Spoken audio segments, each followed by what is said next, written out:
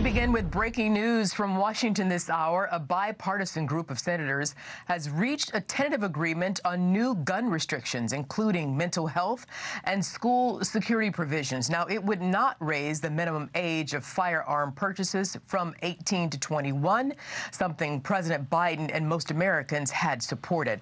Welcome to Fox News Live. I'm Arthel Neville. Hi, Rich.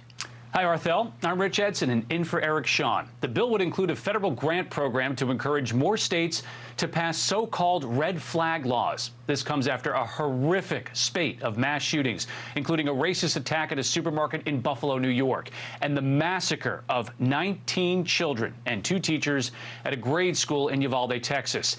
Any new legislation would need at least 60 votes to pass in the Senate and a simple majority in the House. Associate editor of the Wall Street Journal and Fox News contributor John Bussey is standing by for analysis. But we first go to Lucas Tomlinson, live at the White House, with this breaking news. Lucas.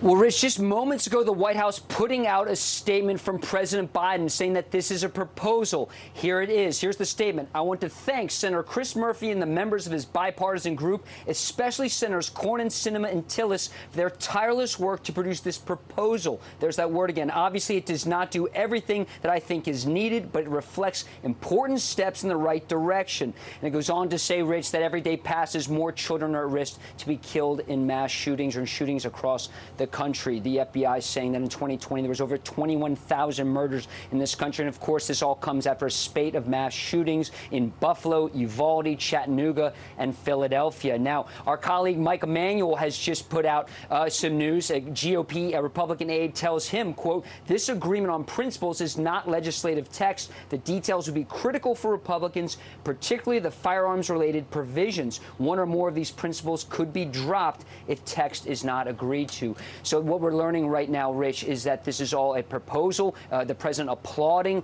this agreement from this small bipartisan group of lawmakers, these senators, Chris Murphy and John Cornyn, of course, from Texas, site of that horrific mass shooting in Uvalde. But this is just the first step, an agreement on principles. We're not seeing full legislation right now, but President Biden urging that it passes swiftly through the halls of Congress, Rich.